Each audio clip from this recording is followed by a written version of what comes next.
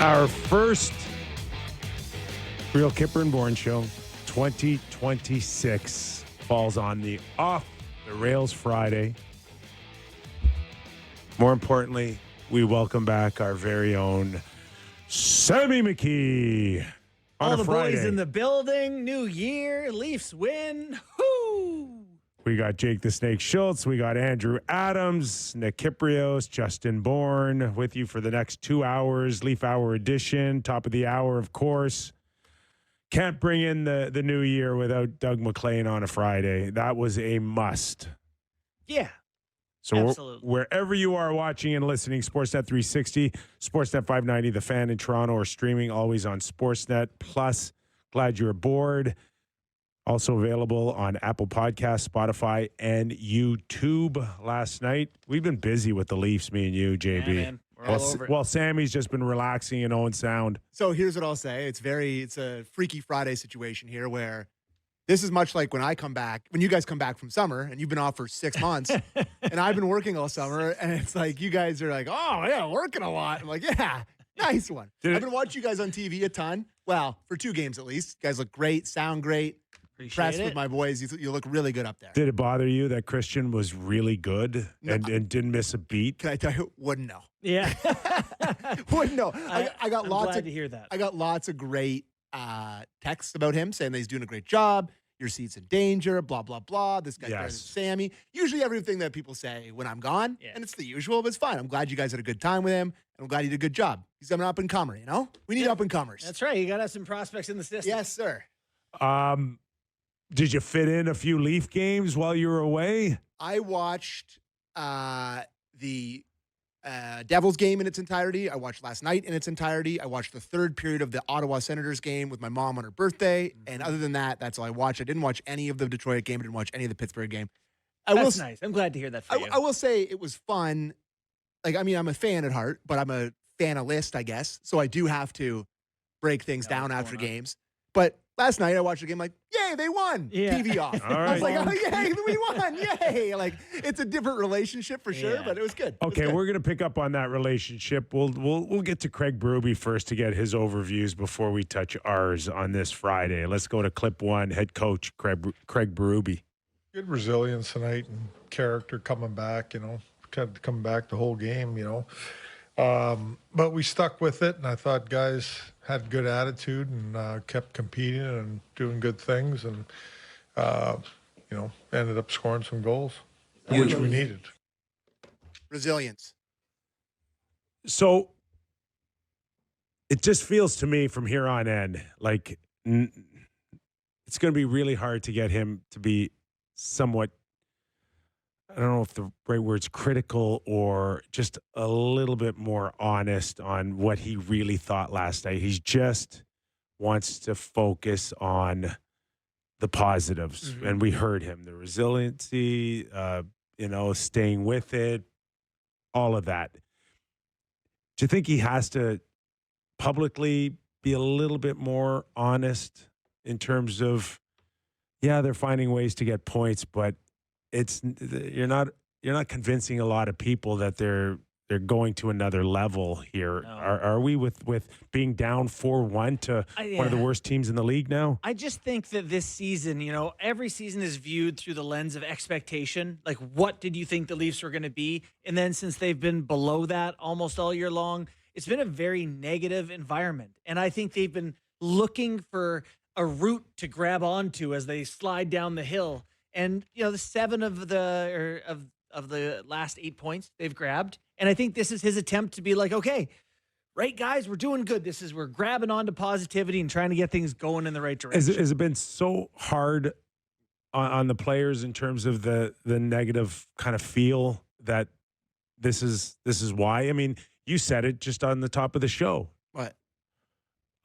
2 points. Okay, click. I don't want to know how. I don't know why. I don't want to do Exactly. 2 points. Exactly. That's it. 2 points.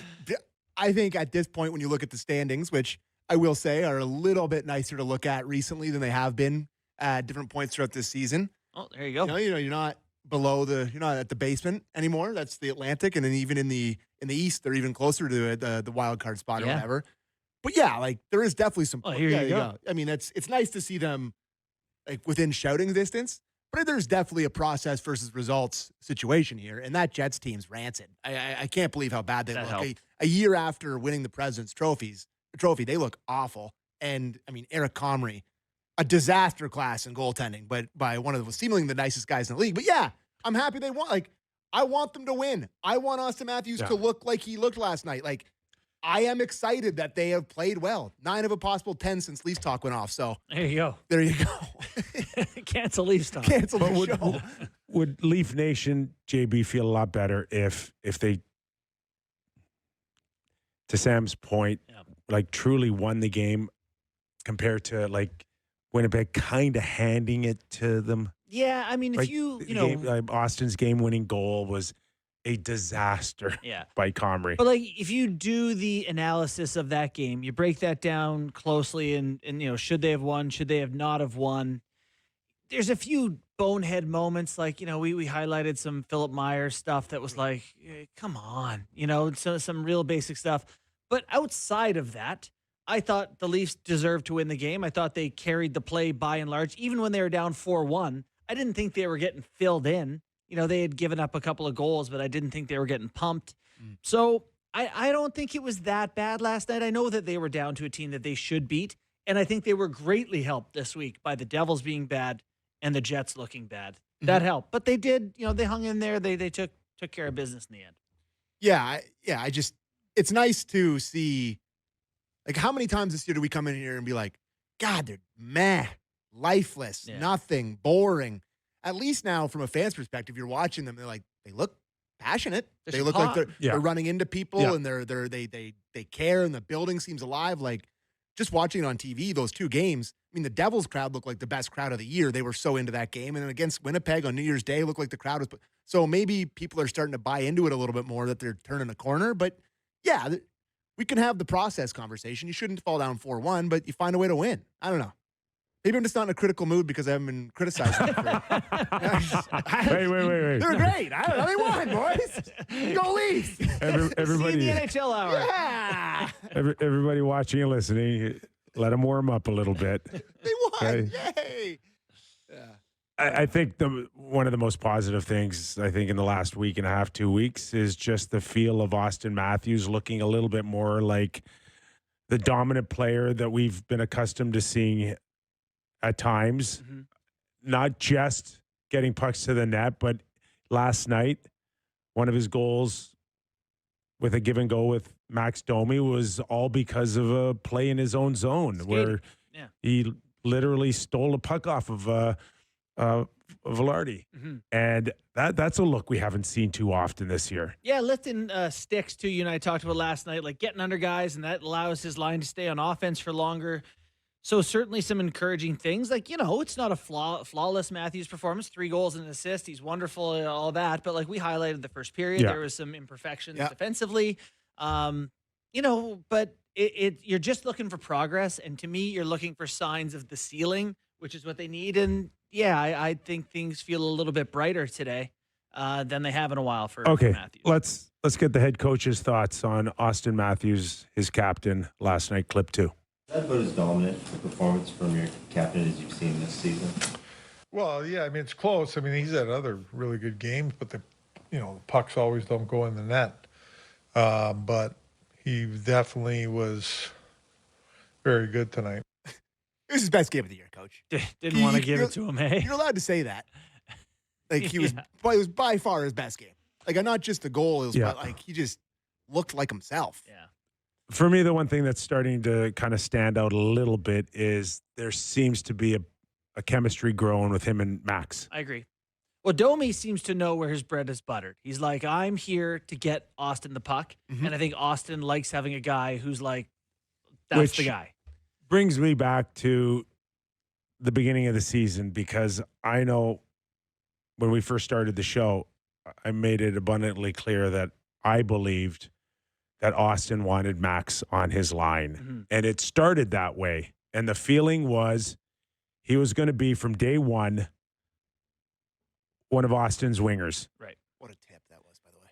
Yeah, great tip. for those of you that are watching. I did think he should stop at the net. Why are you skating past it? He's got a long stick. That's why. Deft touch, baby. So what had happened was Scotty Lawton gets a broken bone in his foot, and he pulls Max off and throws him, I think, third line center. Okay. And since then, it's been like this revolving door of Max in, Max out. Nick Robertson in, Nick Robertson out. Michelli in, Michelli out. Willie in, Willie out. And I don't know how many he's played with, 6 or 7 at this point. But, man, shouldn't you have just left Max there to all along? You know, I think a point that a lot of people made, and I know one that you beat home too, was like when Lawton got hurt, they just TNT pushed the stick down, exploded all the lines. Like it messed up all the preseason. Lorentz, Lawton, and Cowan were aligned, and then they didn't get to have that. And they're like, then we're going to change everything. So, yeah, it did seem like a bit of an overreaction based on one injury at the time. Maybe that would have helped. Certainly watching them right now makes you feel like it. Maybe they wouldn't be in as big of a hole as they were in or still are in, depending on how you look at it. If there just would have been a little bit more, I mean, just. I don't know, Kip, though. But Austin hasn't skated well. No, I know he hasn't. Well, I know, but it hasn't helped and Domi's been pretty bad for long stretches of this year. So, like, the mix of those two guys at times together was terrible. And they had to break it up. But, like, he's got a lot of chances on the top line, has he not? We've often said, and you've often said, like, okay, you got to leave him for 3 or 4 games, 5 games, 6 games. It never happened. No. There's never any, all right, bad game, so what? We're going to give you another opportunity here. It just seems like it's starting to fall in place now in what, almost half the season now gone. I mean, it's good. They've never felt better. Put it this way, all of them. Yeah. Together with some chemistry. Nick Waugh, obviously. Playing some bad teams in a row. That's part of it here. I actually think that's an underrated part of the story. Right I mean, it's just a thought that I look at Austin, and the one part that I do feel for him is that it seems like the team's been searching half a season for somebody to click with him. I mean, I don't know if I saw you guys talking about it. I saw a clip on Twitter or something about, Savvy losing his job and getting fired, and how I think maybe it was you that said that, at the end of the day, it's a guy that's around the team every day and lost his job because of your poor play, whether it be the head coach or the assistant coach. It's somebody like they've been way better since that happened in almost all facets. Yeah. Like, I mean, the power play, we don't need to talk about it. I mean, 55.6%. I'm sure Savvy's sitting at home being like, are you kidding me? But, Right. Him being gone, and they've just woken up. And I guess you got to give credit to the front office for making that move and helping that. But, like, is there a bigger difference than them just kind of being woken up? Because that's what I see, like a team that was woken up by somebody losing their job from accountability. And some circumstances over the course of a season just work in your favor. And I think, a couple days at Christmas may have helped, because since then you've highlighted how physical they've been since then. We've got more highlights of them sticking up for each other, bumping into people, even a fight here and there. So, yeah, there's definitely this little bit of desperation. And I think we've also highlighted, if the desperation and wins don't come right now, they're done. Like, it's the end of January. It's January 2nd today, 3rd, whatever the heck it is. 2nd. By January 31st, there's 16 games in the month. And if they don't win 12 of them, 11 of them, they're in real trouble. You can't lose 3 or 4 in a row here. That's not with 40 games to go. Yeah. And especially with the Buffalo Sabres winning 10 games in a row. Buffalo Sabres win 10 in a row. And also, I highlighted a patch of their schedule from January 12th to the 26th. It's 2 weeks exactly, 25th actually. They play Colorado twice, Vegas twice, Detroit once. All those teams are first in their division. Minnesota. And it's just like every other day. And then it's also, I want to say, Utah, who's pretty good. Yeah. And then the Jets. So, but a lot of good teams. A big storyline was Joseph Woll getting pulled last night. We'll get into that a little bit more, but the offense has certainly been there when the goaltending hasn't been to shut the door. What do you see out of the scoring? They have guys who can produce. I don't know that what's been shocking is that they haven't produced on the power play, but I thought going into this year, and we had a conversation about it earlier in the year, if you remember, where I said they'll still be a top 10 scoring team. It's everything else that's worrisome. And I want to say they're 7th in scoring right now or something like that. So, yeah, they got guys who can shoot it in. I'm not stunned by that part. All right, let's get to Craig Bruby's thoughts on scoring more. Clip 5. The last goal, the 6th goal with just Cowan forechecking, it's that kind of stuff. We force them, and we're forcing teams into bad turnovers and puck plays and things like that with our forecheck. And then offensively, I think we're connected right now. Whether it's on the rush, Max didn't score, but just that type of play where we're driving to the net really well right now. And it's unfortunate he didn't finish that off, but on our rush, we're driving the net well. We're doing a good job there. And then in the O zone, we're just connected. We got a good F3 all the time. We're using our points. We're delivering pucks. We're at the net. So it was a combination of a few things that, put you in the right spot to score goals. Actually, it's down to tenths of a fraction here, but they're actually 4th, T4 in the NHL in goals for per game and 26th in goals against per game. So yeah, I mean, I look at, I guess their top 3 lines. I don't think Lawton, Lorenz, and Yarncroc, the way it's constructed right now, is really a threat offensively. But all 3 of their lines have guys who can put the puck in the net. With Robertson, the way he's looked on the 3rd line, Michelli's looked really good with Nyes and Tavares, and of course that top line. It feels like they have a real threat on all 3 top lines. So they're just kind of playing well. And they'll get all old biceps back here in the next week. Get Willie. Hey, come on. Can we just quickly, guys? I know it's a positive show. Can we talk about Willie wearing a tank top in the press box at an NHL game? That's AI generated. No. He didn't Honest to God, Kip, he had a tank top on representing the Toronto Maple Leafs in the press box, -8 outside. A sleeveless undershirt. With a toque. I know there's no dress code. I know I'm old. I know let the guys do whatever. It doesn't matter. It's irrelevant. You're making come on. Would it be too far to say that picture encapsulates everything that's wrong with the Toronto Maple Leafs the last 8 years? Would that be too much to say? I just was wondering. I can't believe it.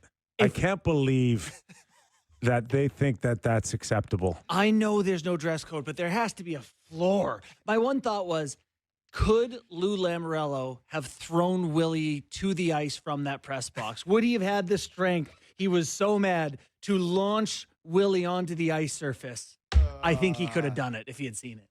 You guys are so old. Bad guys, You're just such old guys. Were there boxer shorts? He's sitting beside two teammates in suits. Jackets and suits, yep. I just think he just doesn't care, obviously. I know, and I know it's not supposed to matter, but you wouldn't go to my house wearing that. I wouldn't, no. I probably wouldn't go to the beach wearing that. But I also don't have those arms, so. Do you know also that migraines can be triggered by cold weather? Oh, do you know that? Do you know that? On. If I hear the rest of the year he's out with migraines, I'm going to be pissed off. Put on a sweater. Put on a hoodie. Jeez. Didn't want to tie it to anything real. Oh. Anyway. I didn't make that up. Well, I'm sure it can. I don't know. You think he's got migraines because he's wearing tank tops? Yes, I do. You know how cold it is in that arena? That take gave me a migraine. Do you know how cold? You know how cold it is there? Oh, my God. Yeah, I do. It's freezing We're there. off the rails, boy. It's freezing. We had to I talk miss about you that. guys. I miss you guys. That is crazy. I actually had a half hour last night where I couldn't let it go. I was like, I need to not tweet about this. I spent so much time in that press box doing Leafs Nation post game for I think 3 or 4 seasons. I spent time in that press box. Yeah. I would have a suit jacket because I'm a respectable individual. Right. Wear a suit jacket, and I would oftentimes have a coat on top of that suit jacket because it was freezing cold. Does he not feel the cold? Does he have a space heater up there? And I've just had to come around okay, on golf courses now, we're going to be, here it is. We're going to be okay with hoodies now. We're wearing hoodies on the golf course. I wear a hoodie on TV every day. Yeah. It's okay. It's not as uptight as it used to be. This is insane. That picture's amazing. It's so good. I don't know. Maybe he got mugged before he the definitely game. has a jacket He behind does wear him. $60,000 jackets, so he grabbed it on the way in. He definitely has a coat there But behind I played him. with Ivan Corvo, and he got mugged in New York City, and they took his overcoat. Maybe that's what happened. He got mugged on the way. I don't think you mug a guy I who don't plays know. like that. Oh my god, I that's don't so know. funny. That's All so right, funny. Moving on. Hey, What's that? oh, just a Willie adjacent take that I've been watching with the Leafs power play the last little while. Is it better without him? Do you find that when you watch it, the puck moves a lot better around without him on the ice? My problem for the last few years with the Leafs power play is everyone hangs on to it before they And pass he it. is one of the criminal He's offenders. an on-hanger for sure. But yeah, right now it's like guys kind of move it around. Yeah. I think it's just a mindset now with them scoring more is that they're identifying windows to get to the net or to find that soft area in front of the net, and they're not hesitating, to your point. And I got to think when he comes back, he'll pick up the vibe. No, that, we don't need you, Willie, doing around the world 3 times. one of those power play goals they've scored was Willie just like making a play. You Yeah. know, that's a thing he does. So It's been really good. it has looked good. Last night when we concluded at the end of the game, Elliot Friedman, who was on our regional show, highlighted Joseph Wall coming off the bench and looking real happy. Looking up at the hill to be saved to end Yes. the game, which was the best save a Leafs goal he's made all year. That was the game-saving blocker save on Scheifele, I think. I mean, it's just I don't particularly like Mark Scheifele. Like, I like him as a player. Like, he seems like a great ambassador for the game. But as a fan, not my favorite guy. Yeah. Why? Just A little divey. No, not even that. Like, he's just the way he's always talking about the Leafs all the time, and like he loves to beat the Leafs, and he's a bit of a Leaf killer. I think I put it in there. Like, Most points per game Yes. of anyone at Air Canada Okay. or Scotiabank Arena. like he's So, yeah, ever. anybody that beats on your Had a- Leafs, you hate. 1.5 is points there per anything game. better than beating the Leafs, guys? And they went 1-7 since that. There's a bit of a rivalry with him. Okay. I don't love him. All right, fair enough. But I will say that Hildeby stoning him to deny him the hat trick after the snub at Scotiabank Arena. That's a good look for the Awesome. Leafs. Pretty Awesome For for the the Leafs. Beast. Beastie was just on fire with that save. I love that. That was I incredible. told Elliot when he was watching Joseph Wall watch the monitor, it was like almost an admission now that you're not starting tomorrow night. Well, it's all of this conversation has been, we know we want Joseph Woll to go in. How do we get him the right amount of starts? And for the first time, I think the conversation will come up. Which goalie would you rather have in if both are good to go? Woll had a shutout the game before. He I'm was not going so to be hard good. on He him. was so good. Yeah, so good. You can't come off of that relief performance and not start him in New York Totally agree. Yeah. Saturday. Totally agree. Yep. No, Right, I'm with you. You got at this point now. You just got to ride the hot hand And without feeling like you're taxing anybody.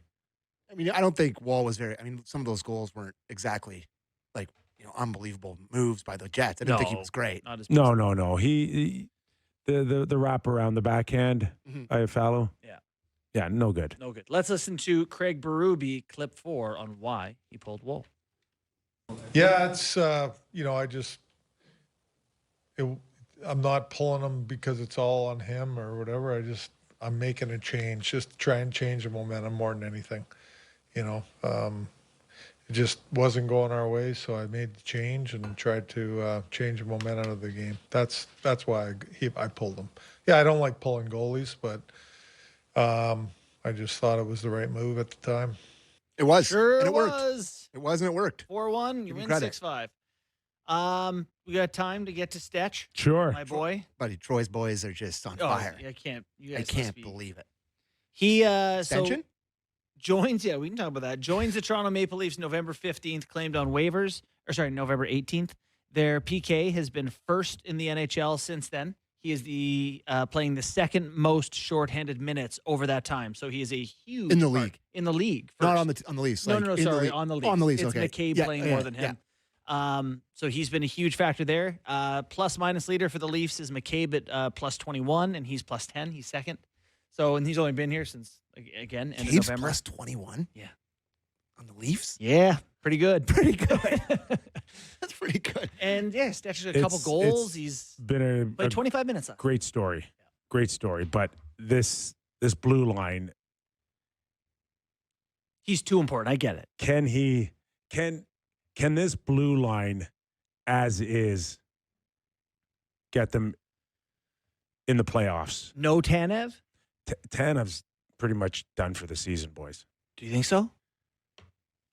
Yeah, it's bad. It's not good. Oh, What? man. Groin? Yeah.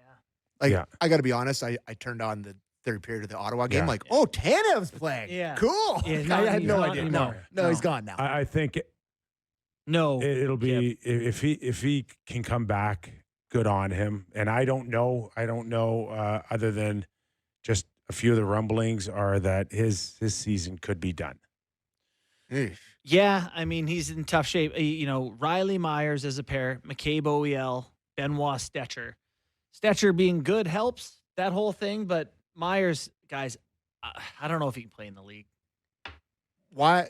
Benning, they called up Benning. I think he's practicing with. He's a right-hand shot guy. Like, at some point, you just have to do something else. Yeah, like I appreciate last year, I thought Myers gave them great minutes. Yeah. This year, it's just been a real struggle for me. He So- doesn't read the play well. Isn't Carlo close? Like, he's traveling. Jeez. Can Yes, Carlo that's the name I was Come thinking. back Yes. and Yeah. can he come back and be the Boston Bruin that A game? If you're Riley Carlo, McCabe OEL, Benoit, and a good Stetcher, yeah, that you can make playoffs with that. I mean, I know you don't love I it. say But no. I mean, starting right now, Yes. maybe not. But Yeah. if you stretch that out over the full season, they probably would have made the playoffs with a full healthy decor. But no, you're right. I mean, they're running out of runway here. They're running out of runway. But they need Carlo back because they can't keep playing Myers and playing him and Riley together.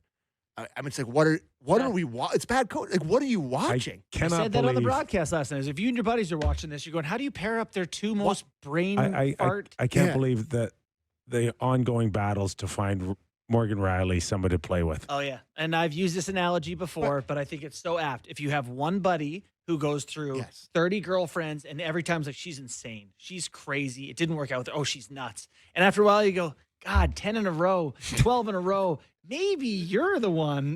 That's me with Morgan Riley and D pairs. Like, we got to get him a guy. No one works with Riley. Like, eventually it's like, Just seems this might be a 44 sometimes problem. it just seems like he's shoveling pucks out of his net more often than anybody else I've seen all season long. Yeah. I don't know. I mean, to your point, it's just an ongoing battle to find this guy a level of consistency with a deep partner and then just rolling him. At this point, though, it's what, Yes. Make- He's a team worst minus 11 tied with Max and Domi. he's 31, right? Don't mean him. What's that? He's 31 or 30. Yes. I want to say at least 31. Is Like, it going to get better? That's the boys? part. 31. That's the part of the blue line that really is concerning. That you can plug it up and you can have these guys muck it out and grind it out, but over the course of now 40 more games, where still the schedule is going to get tougher, and we haven't gone through the likes of a Colorado, Vegas. They got to go out west. There's some tough games coming up. Oh, man. they have a brutal They strength of finish on the schedule. Western brutal Canadian stretch. stretch. Like, Yeah. it's one thing to Troy's boys against Winnipeg and New Jersey, Hey, but they played some good you teams know, since the middle of November. it's gonna He's the second best defenseman on the league. it's- On the Leafs, sorry, and in the league. Should be in Team it's Canada. going to get tough here. It's really going to get tough on this blue line, and then you're going to ask Hildeby or Joseph Wall to do what Hildeby did last night. That's what it's going to kind of take. Yeah. Do they need to go and find another waiver wire? You can't repeat what they just did. No. And you're not going to trade anything to sort of bring in more defensive play. Like, you're not going to trade any assets to fix this. I No. think it is kind of what it is. Yeah, I don't dislike those 6D I gave you, because Benoit is a pretty good player, and Stetcher's been Yeah. good. So then OEL's been great, McCabe's been good. If Riley can play well, Carlos decent. Like, there's enough there, but I know it's not top 5 in the league, top 10 in the league. We're not talking about winning the cup here anymore, boys. No, We're I talking think about that's a making- good we're point. talking That's about an making the important playoffs. conversation. So, with what we've seen in the first 30-plus games, like, making the playoffs would be a huge accomplishment, Totally. and then getting blown out in the first round, and we're good, right? We're good. They're new Hey, Sam. Ottawa. Like, you're okay with that? Well, I mean, maybe going in the playoffs as an underdog, maybe it's just a different route for once. Maybe they can play the Metro for once. I don't know. Maybe they don't get blown out in the playoffs. I don't know. So then the conversation that started last night that I told people we talk about today is you last night being like, Hildeby's good, trade him. Oh, No, but you no, didn't no, say I trade didn't him. say trade Clarify yourself, sir. No, Oh my I just God. said that trade them. Well, you got no assets to trade. If you're totally all in on to Sam's point, just get in the playoffs and then find a way to win a couple of rounds and salvage the season. You're going to have to do something with this lineup. It's just not. It's not going to get it done as is. So if you can bring Stolars back and put them in the mix, and you got 3 of them, you're going to have to move one of them, and it's not going to be Hildeby. So Stolars, is he in a position now if someone short-term needs help in that? He's a good goalie. He's a great goalie when he's healthy, and that's the issue. But that's the tricky part. And Joseph Wall's shown great signs of being a good goalie. We were saying upstairs 900's good. They're all 907, 908, 909. But you don't have the luxury. They're not a team deep enough to have the luxury of saying, hey, we got 3 good goalies, and that's going to be great if one of them gets hurt. That might be fine if you were deeper and you had more assets to work around it. But when they're one of your strongest positional assets, you can't hoard. They're not in a position to hoard. Mm-hmm. They gotta move. They gotta flip and something. You think Stolars is the most likely guy? I think Stolars, if he can come back and have a stretch where some teams think maybe he's over the hump, I think there might be a team or two that want to reinforce. I wonder if they were to do something like this. I wonder if you can't move a couple of pieces for picks that you then use at the deadline. Because, you're not going to get the player you want for Stolars because presumably a team trading for him is trying to make a run. So I wonder if you can go picks for this guy, picks for... I'm not spending any assets on this team. I think I'm just, I'm not the general manager. Well, obviously, then you should trade to gain it. Why would disaster. Okay, you can only play one goalie at a time. Yeah, no, but you just...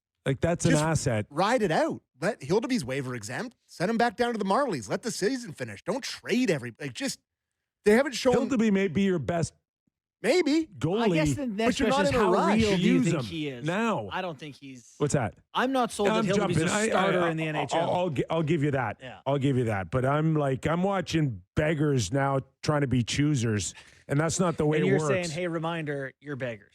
You got nothing. All right. But you want to talk...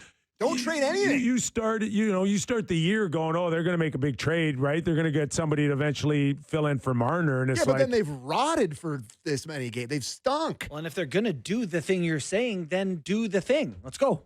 I'm not. I think you leave it as is, even after the deadline. If you're decent at the deadline, trade everybody if you're out of it at the deadline. But I'm not spending the 2028 first-round pick to bring in Rasmus Anderson to finish 8th and lose in the first round here. Don't make the playoffs and waste 8 days. But if you make the playoffs as presently Daryl constituted, Sutter? but no, Kip, if you make the playoffs as presently constituted, right, where you don't trade a bunch of stuff away, I almost swore there. Oh my God, trade a bunch of stuff away, and you just kind of are the team you are, and you make the playoffs and you lose in the first round, it's a waste 8 days. At least you didn't spend any of your assets, and you still have stuff going into the offseason. I don't know. The Just goalies leave are it. a different asset, though. They're different. It's not Cowan. It's not your point here. It's not. Are you any Dan different Ford. if you have, Hildeby and Wool, or you have Wool and Stolars going into playoffs? I mean, Hildeby can play for the Marlies for the rest of the year, and then you figure it out in the offseason. You still got 3 next year. Yeah, I just if you're MLSE bean counting and you're saying playoff, don't waste 8 days. We could use 3 home gates.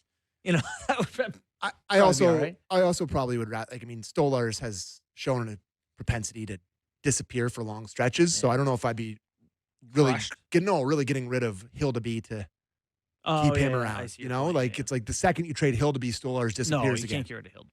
So not with what you've seen out of him so far. Yeah, 24 Right. and 6'7". Let's give him a hot sec here.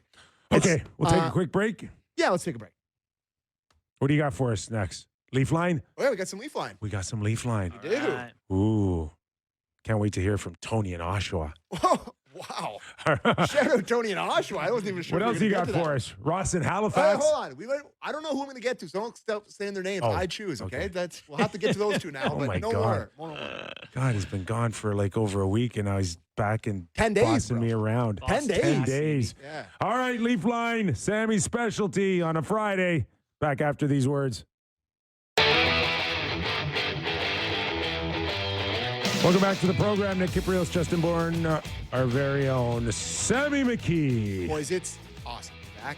And people don't usually say that when they come back to work, but I'm very lucky to have an awesome job, and I get to spend time with you guys who I love, so I'm happy to be back. Glad to have you. Quick two things before we get to the Leafs line. First of all, shout out Oliver Ekman-Larsson making the Swedish Olympic team. Pretty cool. Yeah, very cool. And secondly, on the Swedish Olympic team, Kipper's long-lost son, the offer sheet bandit, Pontus Holmberg, makes Team Canada. Couldn't even get a qualifying offer with the Leafs, and now he's on the Olympic team. So hold on. They couldn't qualify? They Caught didn't want to. They Caught didn't want to qualify Pontus Holmberg? Snip, snip. Caught him. Yeah, they just let him walk. What is that? I don't know. It That in camp, to me, especially with Lawton out, and you know how I felt at the beginning. They didn't know Lawton was going to be out when they cut Holmberg. No, not Holmberg. Camp. They It was still weird. had Camp. It was weird. That was a weird one. You slide Camp into the third slot, and you leave Domi with Austin to Right. start the season. Yeah. It's weird. Like, it was baffling to me. Holmberg, 3 goals in his last 5 games. 6 goals all year. 6 goals all year. He's just a big Mule. mule. If I'm Swedish, I'm not thrilled that Pontus Holmberg's on my Olympic team, but It says something about your Olympic team. I think it says something more about Sweden than it does about Pontus, but good for him. We'll see how you feel Oh, yeah. at the end of the tournament. He's just going to shut down McDavid. McDavid can't get by Pontus. When did you get so cocky? What? Cocky? I cheer for Team Canada. They're the best. It's a good point by Sam. Is Connor. They win every time. No, it's not. Not that part. That's not the cocky part. I am. It's like you're like, Pontus Holmberg's better than you think he is. He's fine. Okay. He's a fine player. The Pontus, man. He's fine. He's going to be, our show's going to follow Pontus his whole career. He's fine. I think Great the Leafs regret. would be better if they had Pontus Holmberg. How's that? Is that fair? All That right. is fair. Okay, we got to play, because you said his name, we got to play Tony and Oshawa first. All right. All right. Andrew's up there, right? Play it. Tony and Oshawa. Did you see the fight with Knives yesterday? If only that guy knew how to fight, he'd be better than Tom Wilson. So I suggest this. You, Kipper, get a hold of Wendell Clark, get together and teach Matthew Knives how to fight. He'd really be good. Okay. Tony, I don't need to teach him a thing. He can throw his lefts like jackhammers. It's just getting him to want to. Right? That's the problem, Tony. It's not anything else. That guy is bigger and stronger. He'd eat me for breakfast in my prime. Is that true? I have no idea, but I just know that he's maybe. I think you would have maybe got in there on him. I think you're. Listen, you got more nasty too. He's 230, 240. Yeah, he's a. The Why only did thing he sure missing, do that? the only thing missing trying to was spark something for his team. is a short fuse on him. And if it gets to the point where I think what we've seen in the last week might have something to do with him knowing that he wasn't going to make the Olympic team, which he's good enough to make that team. Yeah, I agree. But he Think took his this foot year? off the gas pedal. Right. I was going to say this year I don't think he's been good enough. No. But But he's if he had a potential. level Yeah. of consistency, Totally. if he didn't get lost in a lot of games this year, I think he could have forced their hand. Sorry, I just watched Knives fight White Cloud. Yeah. And Beat him up. Both of his fights, his fists are so heavy. They're like these fights end fairly soon because the guys are off balance. And he beat the crap out of somebody in Pittsburgh, too. I forget who that was, but he beat the crap out of that. Like, You're right. If he every fight did he's it a had- bit more, and that was the one after White Cloud buried him, right? That was the first game time they played each after, other. Yeah. And he just went after him. Yeah. But I don't know why he sure did that. Pick someone else, dude. Yeah, Like, so I'm gonna try honestly. to spark the But- boys. How about that Coke machine? Yeah, I'm going to fight that boulder. How old is he? 23? 23, yeah. Still young. I mean, Could he learn? oh, yeah. No, it's. You can paint, what is it? Right? You can paint stripes on a. Yeah, that's right. It was you'd rather tame a tiger than Yeah. paint stripes on a pussycat. Yeah. Also, the guy he fought in Pittsburgh was John Ludwig. No. You Is just that right? Yes. I don't know if it's John Ludwig. you gotta Didn't go well for you gotta John. be you gotta be sick and tired of being sick and tired. And hopefully he's getting there. Since you shouted him out, we got to go to Ross. Ross in Halifax. Just want to give a happy new year to the real Kyper and Bourne crew and Sammy McKee. So I can't help but be excited after a win like last night. You wake up and boys rally back hard.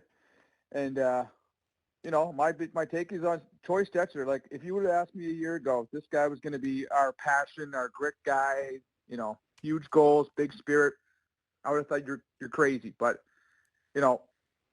what do we know about this guy? I don't know much about him. I just from his last year's with the Oilers going to the Cup Finals, but this year, the celebrations at the end of the game, and dress code aside, have you seen what this guy wears to the games? Like, Yes. how can you not be Yes. fired up? Anyways, I'd love to hear if anyone knows more about this guy because there's got to Come be to the right something in his place. special sauce because the boys are, got their swagger back. Now he's just dropping the gloves, but yeah, go Leafs, go.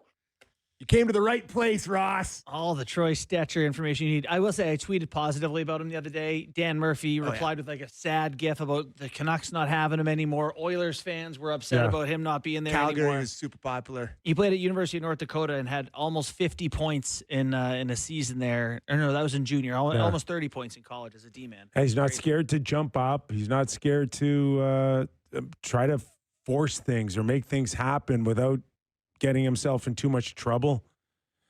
I don't know. It's rare, right? It's rare it happens, but Forsland in Florida, I mean, there's cases of How old waiver was Forsland wires. when they did that? Forsland was much younger. 27, Yeah, 28 maybe. yeah. Stetcher's much older. 30, 31. 31. It's not ancient. You get a couple of years out of him. Good years out of him. Let's go. Oh, this is a check. Let's check back in with our boy Daniel in Toronto. I called a couple of weeks ago. Thanks for your concern. My friends heard the show and did a wellness check on me. We decided to go out for some drinks and not watch the Leafs game, so that was a relief. I thought if anyone needed a wellness check, it would be Matthews. His teammates could be in the scrum, and he shuts down and skates to the bench. Then I woke up this morning and I heard he got a hat trick, including the game winner. Heard he got it. Yeah. Maybe Santa brought him that stuffed Mitch Marner support doll he needs. Did anyone boy. see the warm-ups? Was it out there? Anyways, thanks again for your concern. Maybe I should call again next week. This kind of feels therapeutic. It's helping. Thanks, It's guys. helping. Daniel, my boy. I love it. Yeah. So let me ask you something. I know we're kind of wrapping up here, but Oh, this we're whole not. We got 5 minutes. Okay, all right. Just 8 minutes. This whole Good math. like Austin Matthews chasing Matt Sundin. No one cares. Why does no one? Yeah, Don't know. nobody cares. Not the media. We've done a few games. Not even a mention of it. No. Not even a Well, board. hold on Nothing. now. Hold on. Zero. Hold on. That's on us, literally. We're the ones who- No. We have We're a all looking show, for the and guy you who and I did it. dictate the It's content. not on us. It's to Sam's Get the point. hot dog suit out. We're all looking for the We guy who don't did this. care. We don't care. Well, we Yeah. don't care. No. I There's don't no know that that's demand Who on cares? it. But no, but like, The fans, there's no demand from No. the fans. There's nothing. no, you're right. I talk about the Leafs every day with all my friends all the time, and no one has mentioned it. I wonder if there is just the nostalgia element, right? Like where people of this age range remember Mats as their favorite and the greatness of Mats, and they don't want to see, much like we didn't want to see Gretzky lose the goal scoring record. Yeah. That this isn't like they're thrilled to see it. That they're like, oh man, Let me- Mats is kind of our guy. Let me ask. This is a hot topic on this show. Bench clear? Oh please no. I think No, the bench is no, all clear. No. When he They're not- breaks, What are we talking about? when he breaks the record, when he breaks Will the the Toronto Maple Leafs the all come off goal- the bench as a the bench goal clear? Yes. record? Yes, No absolutely. way. It's the all-time goal record Oh, for the yeah. most prestigious No. franchise. No.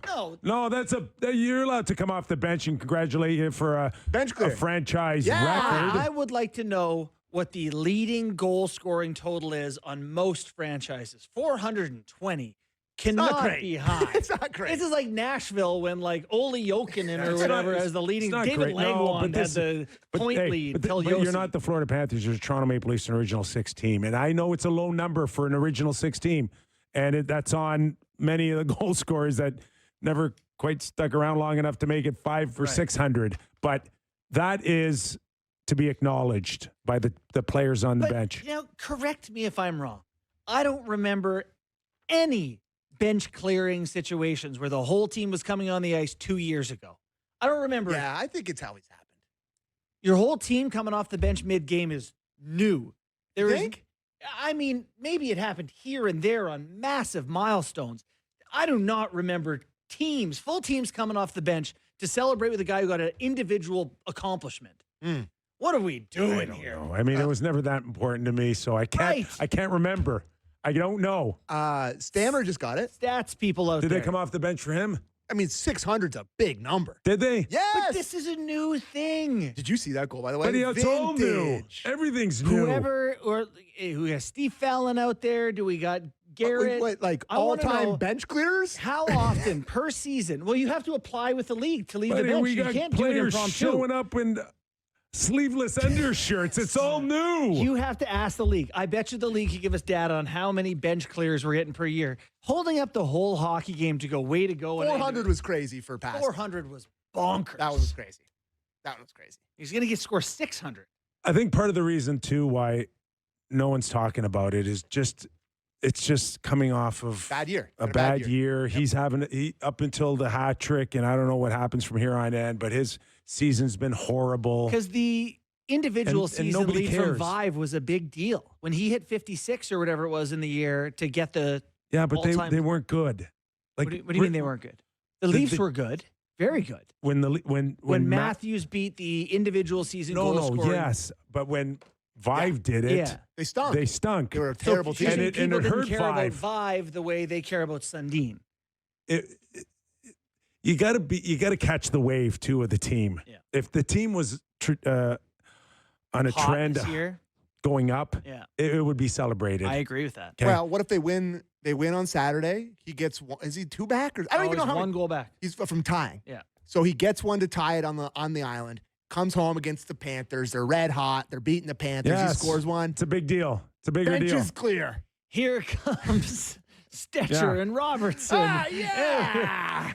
But the one thing that's hurt Rick Vive on those 50-goal seasons is the team was bad, and that's what they remember more than him. But my point there is that fans didn't have that love for the Vive accomplishment. So to see it, beat doesn't hurt them any.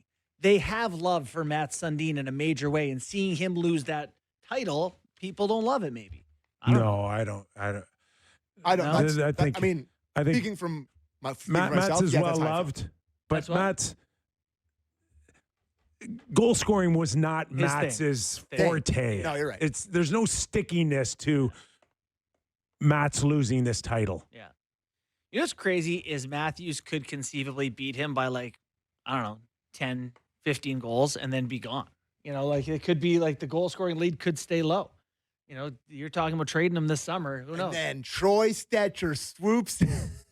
New goal scoring leader all time. He's going to play 300 seasons. When you lose and if you miss the playoffs, it's all wide open. Yeah. We didn't get It's too all many wide calls. open. Oh, actually, let's Go, sneak, gotta get another one we'll in. sneak this one in quick. This is from John Doe from Parts Unknown. Hey guys, love the show.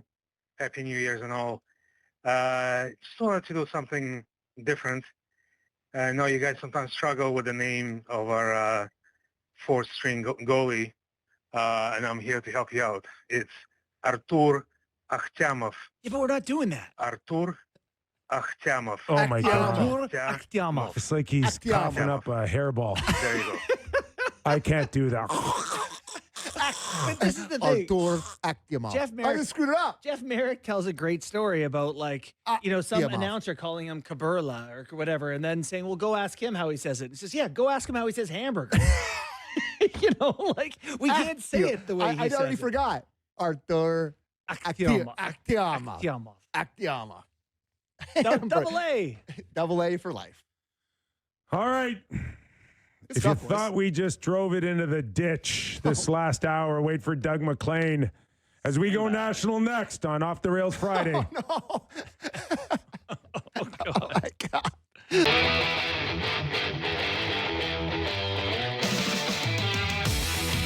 All right. It's 2026. This is our first show nationally on the Real Kyper and Bourne Show. We are live on SportsNet. SportsNet 650 in Vancouver, 960 in Calgary, and streaming always on SportsNet Plus. If you can't catch us live, it's okay. Don't worry about it. Don't fret. Spotify, Apple Podcasts, and YouTube will look after you. This hour of Real Kyper and Bourne brought to you by Bet365. Nick Kypreos, Justin Bourne, and our very own back after a 10-day mandatory absence. I cleared waivers. Sammy McKee. Cleared waivers. I'm back. You know, Welcome back. got my conditioning stint in. Up You're and our sound. Troy Stetcher. Oh, yeah. God, You're going to that's just come off waivers and be the best player. high praise. High praise. Handle the tough minutes here for us. This hour of Real Kyper and Bourne brought to you by Bet365. Also, we will be taking texts. Yeah. Text. 595.90. Text us. Make sure you get them in early so I can get them organized before we do it. We're going to do it after Doug. So 595.90. Get the texts in, and we'll read them after Doug. So there you go. All right. Doug MacLean, former NHL president, GM, and head coach, will join us on this very Friday. In the meantime, 2026, New Year's resolutions. Come on, boys, give it to me. Where's the personal goals and promises? I'm really glad that Sam or anyone didn't ask us to do like a New Year's resolutions for the NHL or something. You don't like those things? No. Okay. Yeah. You go ahead. I don't really believe the whole if you want to change your life, that's great. And I wish you the best of luck. And maybe you need that impetus to do it. But for me personally, it doesn't mean anything. I find that when you make grand proclamations about anything in life, you often don't achieve it and you become upset at yourself. Yeah. So I just don't make goals. Okay. So I can't really be too disappointed. But I do have a goal. It's to add one more color into the lineup so Kipper's happy. Oh, yeah? I'm going to add a color in. I'm not sure when. I'm not sure what color, but I'm going to add a third color. Maybe blue. Whoa. Maybe blue. Maybe green for Bet365. Little green, little money. I'm going to add a color in the new year. Do you got a resolution? You do anything like that? Yeah, of course. Yeah? I got to pick something. Okay. I am going to be more sensitive to other people's feelings. Really, Anne-Marie? Is that what's happening here? She wrote it down for me. What about Willie's feelings? But we're in a tank top. You weren't very sensitive to those. Yeah. You already screwed up your. You really laid into him there. Now. Actually, my wife could have wrote that one for Doug MacLean too. Well, Oh, yeah. yes, very true. Yeah. You guys can have some sensitivity training together. Olympic. We'll get into Winter Olympics Classic. with. Oh yeah. Big deal. We got an outdoor game here. Huge deal. So it just seems like these things are, I don't know what this is, number 45, 50 maybe in the league since we first saw it. Part of the league. It's a lot. Yeah. It's kind of worn off on a national scale, but these things are incredibly popular locally. And I don't know, it's a ballpark, right? So what are we looking at? 35,000? Yeah, probably around there. Right? Around there? I mean, people are crapping all over it. Are they? Why? Oh, yeah. Who's That's crapping cool all that they're over trying it? to do it in Miami. I like that. I mean, a lot of fans, mostly of North teams, are thinking that it's just like, oh, Winter Classic. But I don't really care. It's something different. Right. Who cares? Let them do it. My take on the Winter Classic. Who cares? Let's not make Doug MacLean wait any longer. He'll leave. He's gonna kill me. Let's welcome him in, former NHL president, GM, head coach, and Sure Anne-Marie. for Christmas. Anne-Marie wrote me to be sensitive to other people's feelings for New Year's, but I'm passing it on to you. So here's the deal, and I had to get this out. Happy New Year to you guys. Merry Christmas, Happy New Year, all that's good stuff. But I forgot to plug my iPad in, so you got me for 15% on my iPad. When it goes dead, I'm It's gone. over. Okay. Okay, so 15%. I don't know if it lasts, but that's what you got me for. Can you just plug it 15% in of now? my time.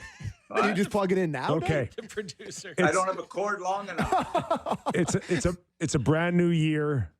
The slate's completely clean. Like, what do you want to paint today around the National Hockey League? We can go Olympics. We can go outdoor game.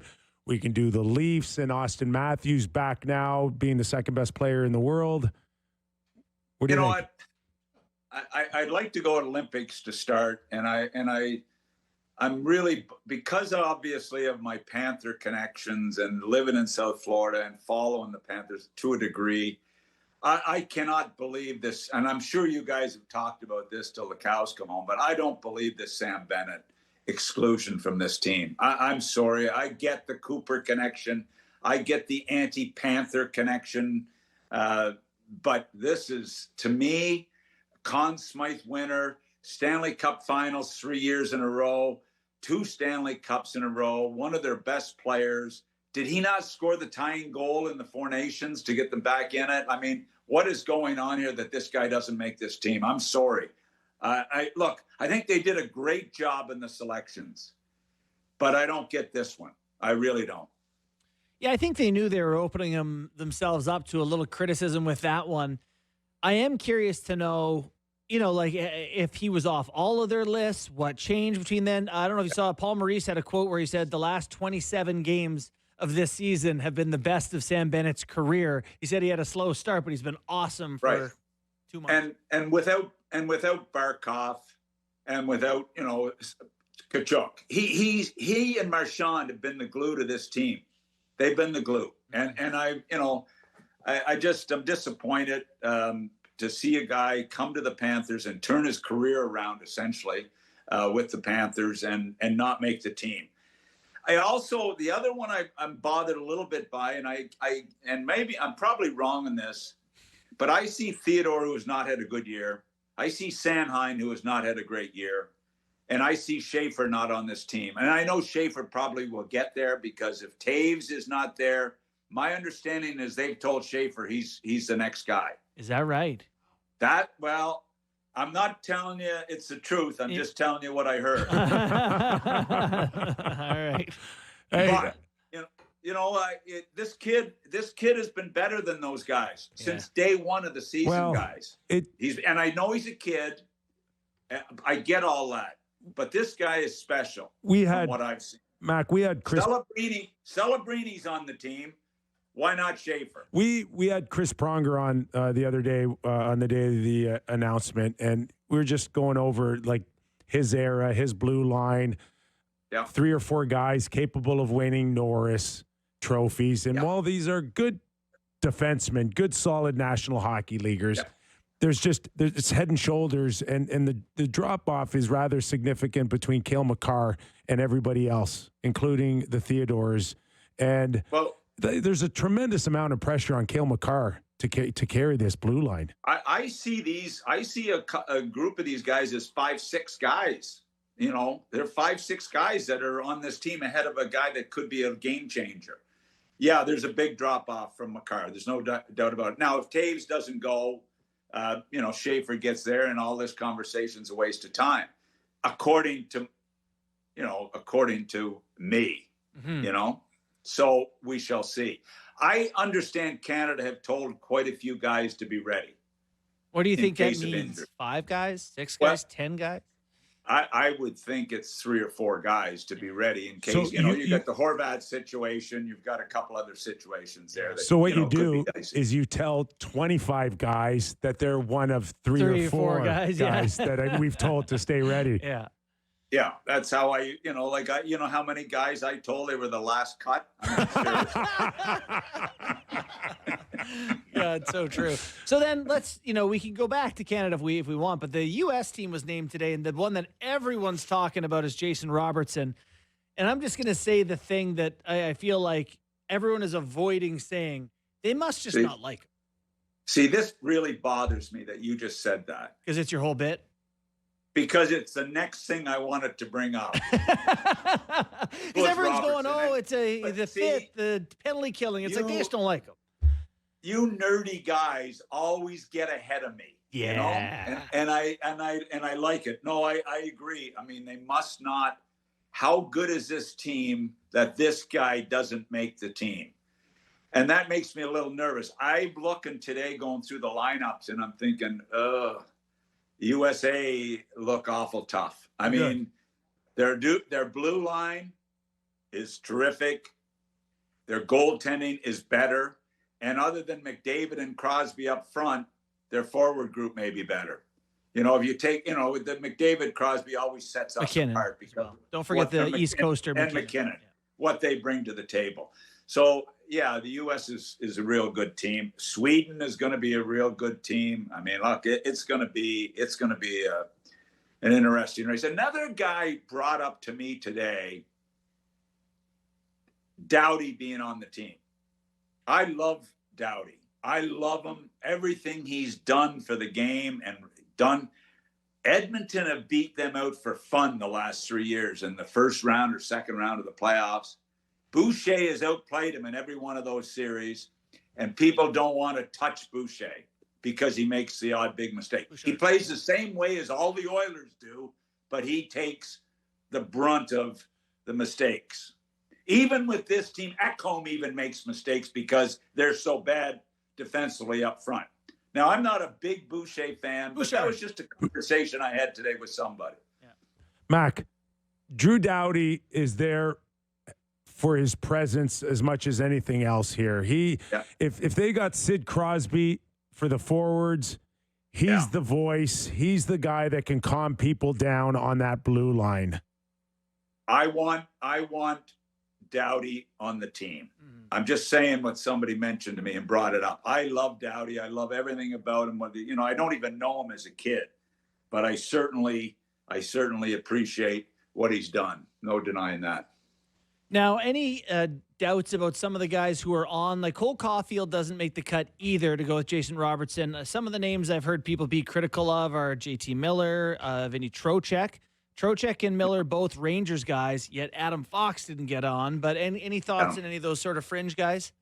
I didn't really follow the U.S. team that close, to be quite honest. I've been sort of just watching, you know, Canada. Yeah.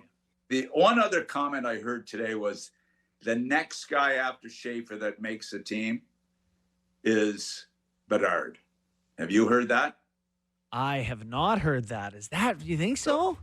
Well, see, if I'm wrong on both these things, then Sammy should dump me on the Friday show. Sorry, pal. You can be wrong on everything. You're stuck with us. Doug Armstrong doesn't have enough power anyway. Doug Armstrong talked about having like categories in terms of style of play to replace people here. So, Bo Horvat, the reports are that he should be okay, that he's looking at maybe a couple of weeks, not a month or two.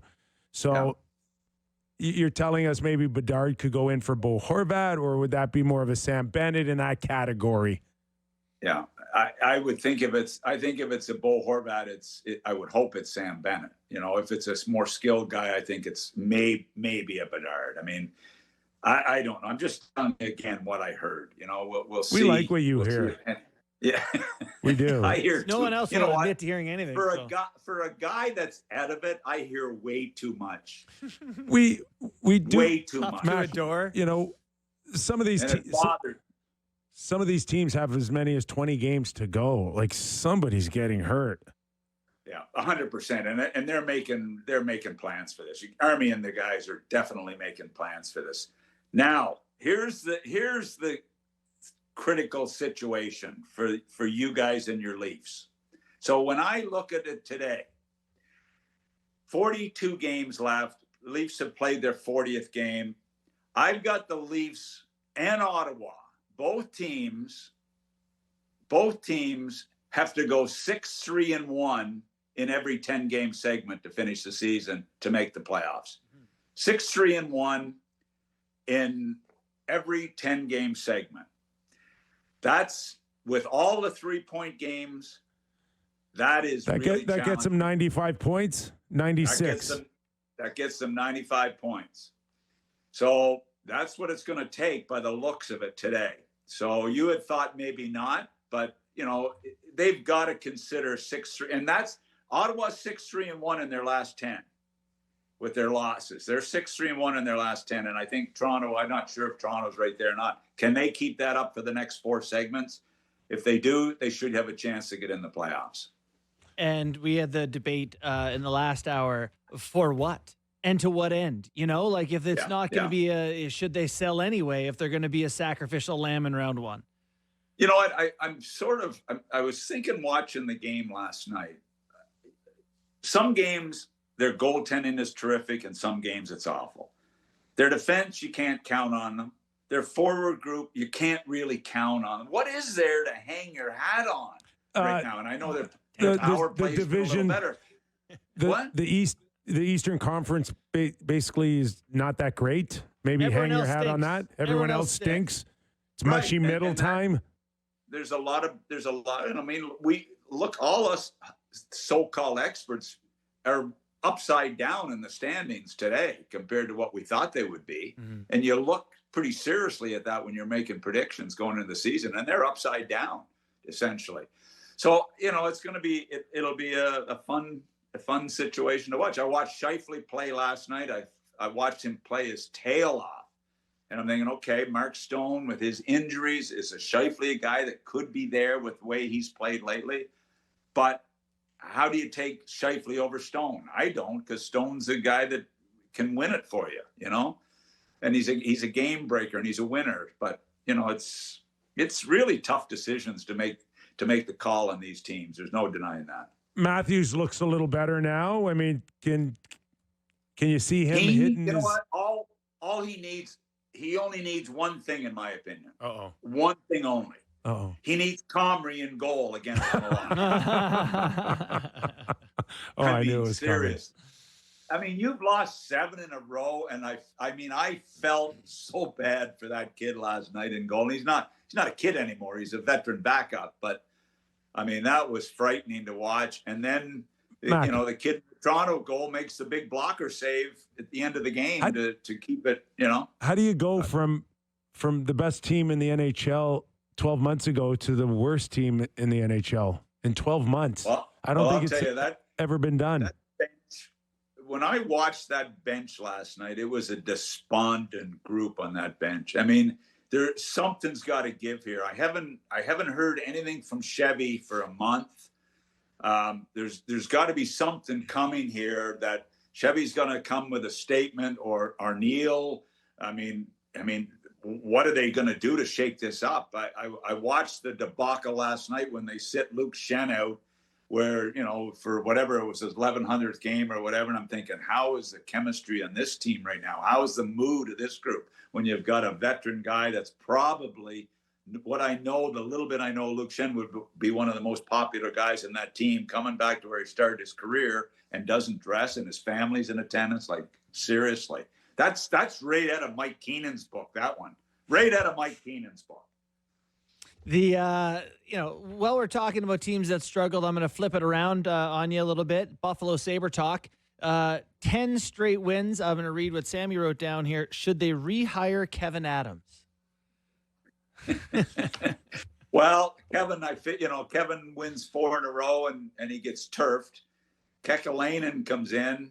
He hasn't added a coach. He hasn't added a player. He hasn't done anything. But he's a genius. I don't think Bergeron. I don't think Mark Bergevin has done that much. And I guarantee you that Josh from Columbus hasn't done anything yet, because he's a contract guy, unless he's working on Tuck, which he might be, and he's a good quality guy.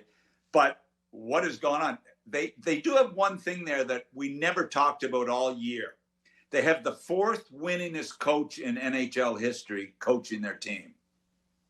That's what they have. Yep. The 4th winningest coach in NHL history in Lindy Ruff. And all people have done is rip him for the last few years. Yeah. And all of a sudden, maybe things have calmed down. There's a breath of fresh air. There's the players think there's hope, and the guys that aren't signed think there's hope. And bringing making that change has helped. I'm not criticizing Kevin. I know how tough the job is. It is a unbelievably tough job, and especially when things go south. You wake up in the morning and it's like you've got your blinders, you got horse blinders on, and you're thinking, oh my God, what have I got to face today? I got the media after me. I got the ownership after me. I got the fans are after me. It is one of the weirdest feelings you'll ever have in your life. But it's one of the greatest jobs you can ever have. The last time you were on our show, you suggested maybe that the Leafs make a tweak maybe on the bench, and you maybe suggested, I don't know, Mark Savard, and poor guy loses his job when you say that, and now his Twitter handle has a picture of you and him on it last time I checked. Oh boy. I don't think I called his name out, but what bothered me to no end, I remember saying it, and then I saw Mark's new Twitter handle, and it's he and I on the desk at Sportsnet. Oh yeah, it's back to him in a Bruins jersey. To Bruins, Is that right? Yeah. I think word got out to him that, you suggested maybe the Leafs make some changes. My sources tell me that Ruby didn't want to do it, and Tree didn't want to do it, and the president has flexed his muscles. Is that Keith Pelly? Keith Pelly, you're suggesting? You got to. Well, his job's to hold people accountable, right? Yeah, I don't think there's anything wrong with it. I don't care who made the call. I mean, it's obviously things like that happen. I feel bad for Mark. I don't know him that well, but I've always liked him. Just worked with him. I don't like to see anybody lose their job, but I think when I said that, I also say Pelly has to step up too? I don't know. You say a lot of stuff. Yeah, you can't keep track of whatever you do. Do not keep track of what I said. Well, sometimes there's certain things you should keep track of. No, it's too hard. I want to know what's going on in Ottawa. Okay. Because I picked Ottawa to make the playoffs, and they lost their goalie. Yeah, they lost their goalie. So what? What is? Where is he? Is he coming back? What is going on? Where is he? I've never. Nobody. Why is it so hard? I don't know. We've dealt with this all season long with the Leafs. It's not uncommon. What? It's not uncommon now for guys just to, I don't know, take a break or go deal with some other things. You know what's uncommon? That a guy's making $8 million a year and he's getting his check every 2 weeks. That's what's uncommon. And I can't imagine the owner is liking that very much. And he's got 3 more years at $8 million. I just like to know is he coming back in a week? Because I happen to be a bit of an Ottawa Senator fan. Yeah, I don't know. I mean, there's been no reports at all. There doesn't seem to be a suggestion that he's physically ailing or dealing with anything, wellness-wise. So I don't know. Right. You're right. It leaves a lot of people hanging, and we went through this with the Leafs covering in our Leaf Edition hour. But it's the new world, Mac. It's the new world. I know where it is. The teams have nothing. They have no other choice but to say, we support this and we stand behind them. That's all you're going to get. We keep sending the prorated $8 million every 2 weeks. So the Senators then, do you think here's the only thing that I watched the kid play last night, and the only thing that I thought the kid stood in there and I mean, the team was awful, and Ottawa were awful in the first period. Then they battled back and played hard the second, third. And he was blocking shots. The only thing that bothered me is he's watched Ullmark too much, and he's all over the net. He's all over the net like Ullmark, and I'm thinking, oh my God, he's watched Ullmark too much. Now, so hopefully he'll get that out of his system and he'll carry them. Here's to hoping for the Sens. I can't make sense of them. Also, on a more positive note, keeping it in Canada, Edmonton Oilers now leading the Pacific Division. Are they back to being Canada's best hope at a Stanley Cup? Yeah, there's something that, I don't know. I mean, with Draisaitl and McDavid and the group, they're always going to be there. I mean, they're always going to be right in the mix with that group. They're getting like the Leafs now. They've gone to the finals twice in a row, and it all comes down to what they do in the playoffs. We all know they're going to get there. I mean, last year they were in last place, first 25 games of the season or whatever it was, and they get in. We know they're getting in. We know they're going to, advance, but do they have a chance to win? I mean, look, they're playing pretty well. They're playing pretty well. You should trade for Troy Stetcher. The one thing I did want to mention to you is you sound nervous. You said, did I say something wrong? You sound like you're uptight. No, I'm not. Maybe it's that green Grinch shirt you're wearing. I like that maybe. Nice forest green. That's sharp. You got the forest green look on. That's a Peter Millar. Ooh, nice golf apparel nice Christmas present. I know that's not cheap. Mac, very, very nice. Did you manage to see the hit on Matheson by Brad Marchand? No, I didn't. Okay, well, he's out of the line. He didn't play the other night. Montreal is absolutely wild on it. Well, you can't knock Brad out for the outdoor game. Come on. But there's got to be a limit what he was going to get away with that game before. Brad must have known it and was like, to hell with it. I mean, Brad must be shaking. I mean, remember when he was in the slew footing mode and he was slew footing everybody around the league and getting suspended, and then Kadri and him. Oh. But anyway, look, McKee took this as proof that the Panthers' bias is real. Here you go, Doug. Can you see this right now? Ding. Right to the brain. Oh. Not very clean. I think, Mac, there's a sense that the league, the league at times can look around and go, we're missing a little bit of physicality when it comes to a lot of teams. But Florida has it.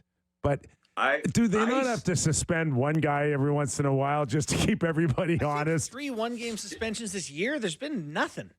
They've got to keep George awake somehow. But here, you know what? I was talking to somebody the other day, and I watch a lot of games, and as you guys do, and I'm really, really tired of the pretty game. I am really getting tired of it. Yeah. I mean, I'm and people have mentioned to me lately, do you think we're going to get back to more physicality? Is it going to come back? Things go in cycles. Is it going to come back to the game? I don't mean the brawling, but is there any chance? Well, it's there in the first round, Mac. It's there in the playoffs. I know, but we got 82 to get to the first round. Can we get some of it in the regular season? Seriously. Well, I mean, I feel sorry for you. You're on the show doing the games, you guys, and I'm thinking, oh my God, you must be bored out of your mind. You know what? The biggest thing I've seen, and I thought it was maybe more of a Leaf thing, but it's around the league that you can watch a game go in that midpoint of the second period, and you're seeing 8 shots on goal, 10 shots on goal. No one wants to get a puck to the net unless they think that they can score. Yeah, I know, and I but then like you said, when and listen, if Barkov and Tkachuk were playing for the Panthers since day one, you wouldn't see a big change in their game from their playoff game to their regular season game. You wouldn't see a big difference. Tampa Bay, you don't see a big difference from their regular season to their playoffs. There's too many teams that are, I mean, maybe Edmonton have got to do some more of that to get ready for the playoffs or something. I'm missing it. That's all. I think the game has gotten really soft. I really do. And every game looks the same to me almost every night. I actually think that everyone kind of agrees with you here. And I think that if you're a young kid coming up or a coach, the value is not in being skilled anymore because everyone's skilled. The value is in the guys who have this edge. And I wonder if that will become a more coveted quality in guys and they'll start developing a bit because everyone is skilled now. You wouldn't believe, and I was in the NHL for 24 years, and you can't imagine how many times that it was talked about. Grit, toughness, character. I gotta believe it's still the same. I gotta believe it's still the same. It was really a critical aspect of scouting. What is he gonna do when the game turns up a notch? How is he going to perform at playoff time? And, there's certain teams that do it and there's certain that aren't. A quick one before I let him go, unless you have one. You go. I just want to ask about, can you remember a team like the Colorado Avalanche being this much better than the rest of the league? 2 regulation losses in 39 games this season. Nathan McKinnon's plus 51 right now. Yeah, I'm blown away by how good they are, and especially when they're doing this good with 2 relatively not unknown goaltenders, but certainly not the type that you think you need to win the Stanley Cup. And they've been able to do it with a total team game. McKinnon is on a mission. Everybody talked about how is he going to respond with the big guy gone, from the trade last year. And it hasn't affected McKinnon. McKinnon's on a mission to bring this team back. So I haven't watched them a whole lot, but they're a wagon right now. They really are. We should let you go because you and Jill got to pack the car up and get to Miami for this outdoor game. As I said to John Shannon today, I don't even want to go to an indoor game, let alone an outdoor game. Well said. But I would have considered this one because I could have wore shorts. How is it? Is it warm down there? No, actually, it's cool Nylander right attire. It's really. Oh, don't even bring that up to me. That me, do you me have and Don any... Cherry are in the same boat on that one. That was a joke. But anyway, I'm checking the temperature just so I can give you a total update. As of right now, yeah, it's cooled off. It's only 68 here right now, so it's going to be a cool night in Miami. It'll be a really fun night, and I bet you. It's going to be spectacular. I bet you. I forgot to tell Jill that we're watching that game instead of Landman tonight. My guess is if you went to your drawer right now, you'd pull out 10 Willie Nylander undershirts right now. Like, what is going on, boys? Come on. Like, serious. I'm not even impressed with your guys. Your guys' dress is a little sloppy today, too. Yeah. I mean, is that a honor him or what? Yeah, no we Peter can't Miller all here. afford the Peter Millar gear. Mac. There. Guys, great job. I've had 3 warnings come up battery low on the screen here.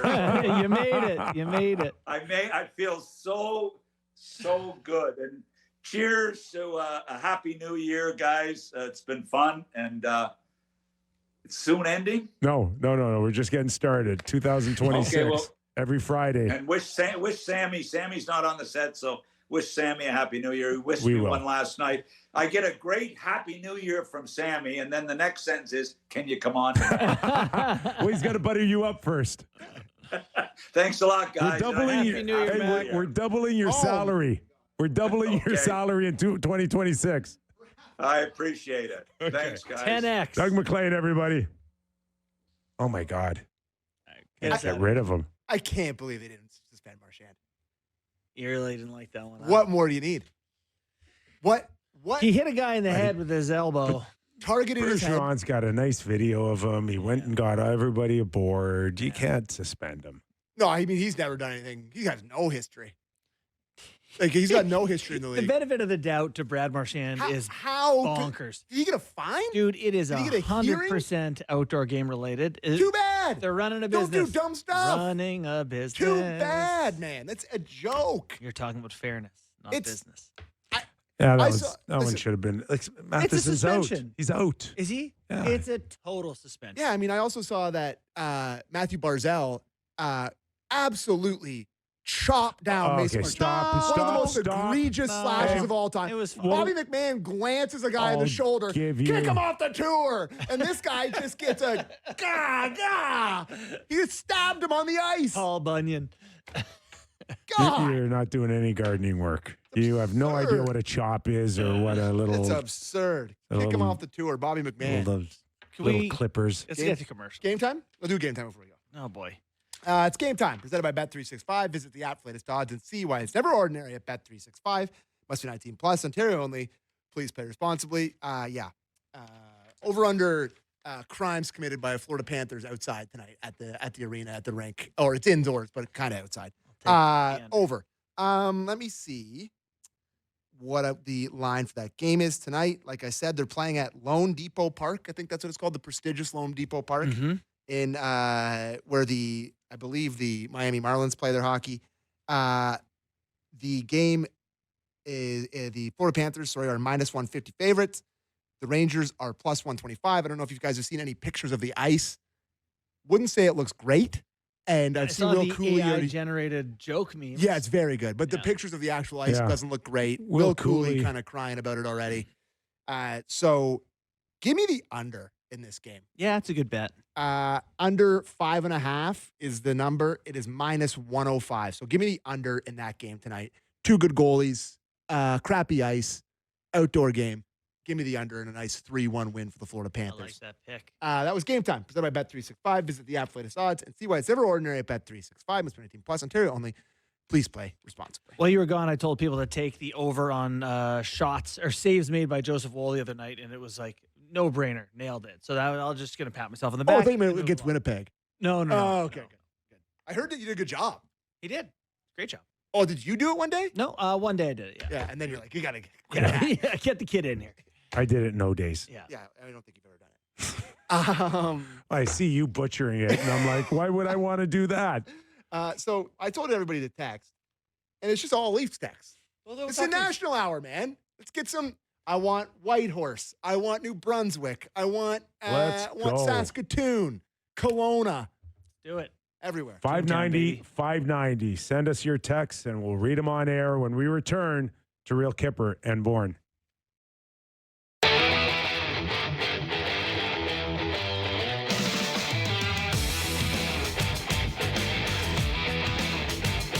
Welcome back to the program. Nick Kypreos, Justin Bourne, Sammy McKee.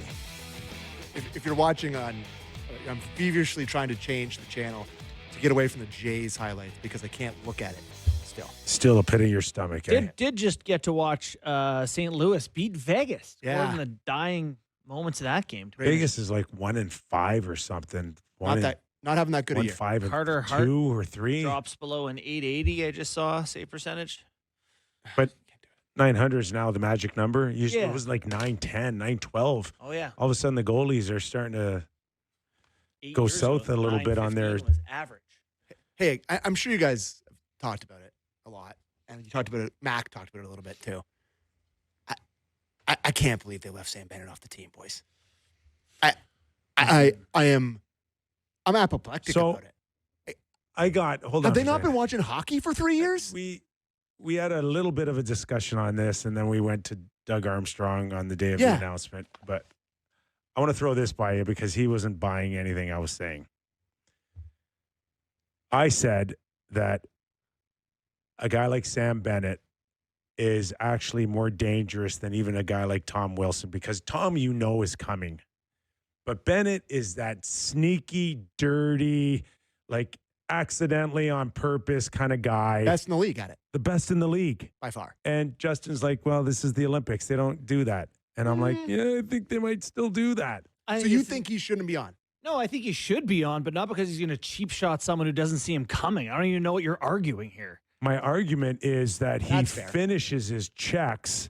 And yes, he can do that without Punches you in taking the a face at the penalty. same time. Well, he does it.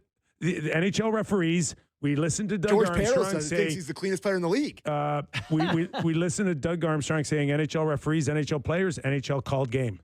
Why wouldn't you take a guy that can do that and get away with it constantly and not keep your opponents on their toes? This to me is like, I really love the F-150, the new Ford. I love this truck. It's awesome. I love everything about it. What's your favorite thing? I like its windows. You know, it's like of all Sam Bennett does, being like, oh, he's sneaky dirty. But do you don't care about the windows. You think that's all that he brings? No, He's a big-time gamer. That's He what can I'm saying. score. That's why I want him there. He can score. He can hit. This is the X factor. This is the X factor. Yeah. Yes, the dirtiness. It's an insane thing to say. He's honestly, he's Canadian identity. Like I just don't know how Doug Armstrong which game was it in Montreal? Was the one in Montreal with the fights? How does Doug Armstrong watch in one of the most high intensity games in my life, that first game against the States?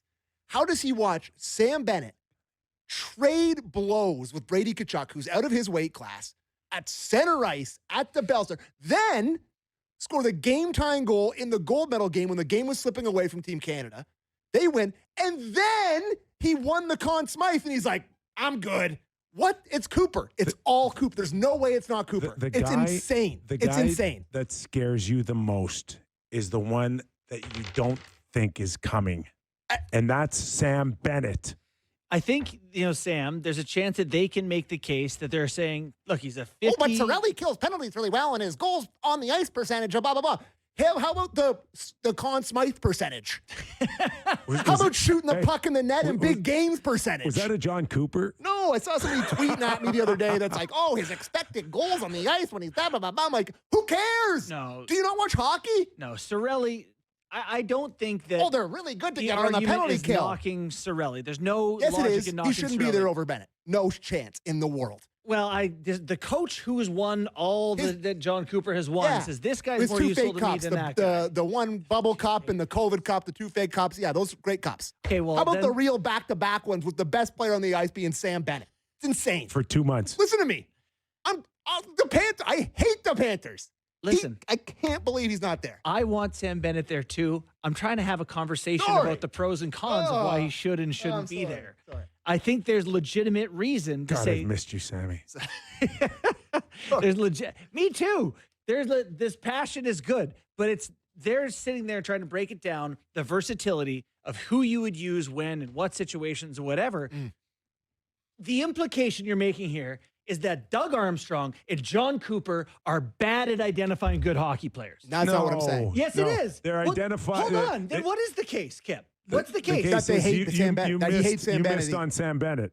Yeah. Well, okay. Well, then that's what you're saying. Why did they miss? Why did they miss on him? Because John it's Cooper either hates that they hate him because they think he's a bad person, or because they're so tied up in their own teams. I just think it's John Cooper hates him. John Cooper hates him as a man. Man to man hates the person. I think there's a lot of politics that go into this stuff. I talked about this with Bunkus today. A lot of politics goes into this stuff where he said this to me, that it's a hard conversation for John Cooper to go back into his room and be like, I took the blood rival over you. They could have cut Bo Horvat. It wasn't Cirelli but I like Bo Horvat more than I like Sullivan Cirelli. in New York. Insane thing to say. Sullivan in New York did it to Adam Fox. Yeah, I know. And we should have done it. We should have done it. So you think that it was that he didn't have, it had to be Cirelli over Horvat or Suzuki or any of those guys, and he didn't have the balls to go to him and say, you're cut. I like Horvat? I like Horvat. I think Horvat. Do you like Horvat more than Sam Bennett? No. How about Anthony Cirelli? You like Horvat more than him? I do like Cirelli. Bo Horvat. I think he's got more of an offensive upside than Cirelli, and he does a lot of the same things Cirelli does. I agree with that. No, he has way more offensive upside, of course, but Cirelli wins Memorial Cups and Stanley Cups, driving 70% of the play the other way every time he's on the ice against top competition. Horvat doesn't do that. I just know that I watched that gold medal game, and I sent multiple tweets. They're like, more number 9 in red, please. Totally. More 9. I want him on the team. He's on my team everywhere. I'm just saying I think it's there's some insane. happy guys going to line up against Canada and not see Sam Bennett. I love Doug Armstrong as a hockey guy. And I love him coming on our show. And I'm just like, how have you watched hockey for the last 3 years and determined that Sam Bennett is not one of the 12 best Canadian forwards? This is my point. If we can talk about it, there's a reason he did it. Yes. And so it has to be passed. They don't have the balls to do it. John Cooper and Doug Armstrong, they're men. They could have told a guy if they thought he was better. So there's a reason. And it's utility, practicality. I agree that it's wrong. I disagree with it. Until you get punched in the nose. I want him on the team, if you're listening. I know, but Tom Wilson's there to punch noses too. But I think that, Tom Wilson's having an unbelievable year, and he's Tom Wilson didn't replace Sam Bennett. No, he didn't. Well, so hold on. You don't think that they at one point said, we have a guy who does this now that we have Wilson. No. We have a guy who does it and has more offensive upside, so we don't need a redundancy here. You need more than one guy. Well, I think it's more likely that they said, we'll take Wilson instead of Bennett. That's fair. I love these conversations. Oh my God. It could appear that way now for sure. I get it. But I want both of them. I want both of them. I do too. Having 3 Lightning guys there and not taking one of the best hockey players in big games on the planet to the big games is a tough visual. And we're all going to get him on the team. They're not going 0 injuries from near. It's the principle. It is. A reminder, this hour of Real Kyper and Bourne brought to you by Bet365. Sammy, get some text going here. Calm down. Our beloved. Okay, this is a great one. Texting from Calgary. We were all in on Team Tank at the start of the year. Now the Flames are suddenly in the hunt for a playoff spot. Question for Kyper and Bourne. How does it play into the room to trade vets like Rasmus, Blake Coleman while the team is in the hunt? Most fans are hoping to make those trades of veterans, but curious the message it sends. Cheers, boys. Thanks for the message. Well, the team is in the what? The playoff hunt. The hunt. I understand that they're 1 point out, but yeah, but what was the Don Maloney was like? Wow, we're not trading anybody, and they've been trying to win, and they're not like. God, I got to be honest. As I started that answer, I didn't realize it was this close. That division. My God, there's a whole mess. It's not their time. Another layup line for the Oilers. Not their time. Another layup line for the Oilers. It's not. I can appreciate that you want to protect the integrity of the rest of the season, but it's not their time. So I hate saying this, and I'm not suggesting that they tank, but like you got to flip for more assets so you can be ready in 2 or 3 years. You And have to be practical about where you're at. there's this mushy middle. We get that, and you want to call it parity. Okay, call it parity, but we still have a lot of teams that aren't very good. They're not on solid foundation. They don't have a strong core, and you can play with fool's gold. Yeah. 10, 12 teams. Yeah. And I include the Leafs and Winnipeg last night. Entertaining we're full game. of fool's gold. Right? Entertaining game. Yep. Fun. You found 2 points, but that's not championship hockey, and I don't know where it's going to lead, but we got 15 teams right now that can, crawl into the playoffs. There's literally a chopping block for lambs. They're just cutting necks off in there, and there's 15 lambs waiting to get in and be like, me, cut my head off in the first round. It's true. It's like, who gets to play Colorado? Yeah, who wants to come in and get mauled by, Dallas or, Dallas is going to get the Wild probably. I think we talked about what their ownership kind of feels like, and like they always want to make the playoffs, and they're always, so are they going to trade those guys? They better. They That's all I gotta better. say. They better. They kind of did last year, right? They pivoted a bit. They traded some of their. Did they? I think the only reason why Kadri's still around right now in Calgary is because they haven't got the right offer yet. Yeah, fair. Still waiting around. This is from the Okotoks, Alberta. Okotoks? Is that right? Okotoks. Okie-doke. The ice. If the ice is that bad in Florida, the league shouldn't have an issue with the ice in Milan when it goes there. Great show, guys. Yeah, the ice in Milan is going to be gelato. It's going to be, I don't even know, it's going to be coated with limoncello. Yeah, that's all you're going to get. Like I said earlier, I don't know what they're at, 45, 50 of these outdoor games. And at times the ice has been challenging, but they've pulled these off. Yeah. And like I got to believe they got the chillers rammed up, and I know they have a temporary tent over it. I think chillers or two something, or they've gone to another level in Florida. So it's got to be as cold as you can. You pull off the tarps before the puck drops, and off you go. Few sleeveless undershirts, I think, in the stands tonight. I think a lot. I think the players, the scratches, would be justified in being in tank tops. Although it's 60 degrees in there, and that's still kind of a crazy thing to wear at 60. Brady in Calgary. Over under 10 regulation losses for Colorado this year. Well, they're it at has 2, to be and it's 4 January. times worse in the back half than they were in the front half. I think under 10. I think it's I see under 10. I was actually 8 or 9. For the first time I had the They'll be thought, close. Do you think they just don't regret the Rantanen thing? They're like, we got it right. Like Natchez was the perfect fit here. I mean, isn't he plus 40? Plus 40. Yeah, it's been remarkable, and that Brock Nelson. I'm telling you, it didn't look good when he got there, and then it didn't click in the playoffs. But man, has he been a nice fit there too. The whole Rantanen thing kind of worked everywhere a little bit so far. Like Dallas is okay. Carolina's still got their picks. Stankoven's been good. I don't know. I sure wish it worked here in Toronto. Didn't work in Toronto. That would have been a great. Toronto took the L on that. That is a all-time what if. Yep. What they would look like right now. Probably a little better. Yeah, but you can go back and say, what if the Leafs got Gretzky? Why didn't they get Gretzky? Didn't he say he played for free? Because they were going, because the Leafs were in a transition with ownership, and there was, I think, a shift of public money to private money. There's something weird going on there. But wasn't it? Was it when he signed with the Rangers? He went to. No, was it St. Louis? St. Louis to the Rangers. Yeah, and it could have been St. Louis to the Leafs. Oh. So there's your more what ifs, Sammy. It's only the greatest player of all time. Would have killed for a Leafs Gretzky jersey. Would be. That'd be a popular one. That might have sold a couple of jerseys. Be a popular one. Sammy, it took a while for you to warm up, but you're back, buddy. You're back. Great screaming about Bennett. Yeah, well done. Good screaming. Welcome back. Felt good for the weekend. We're kinder, gentler show in 2026. We're a sensitive show now. Okay, we're sensitive. I want us to be more sensitive. Geez, sorry. All right? Working on it. Our thanks to the ever popular Doug MacLean.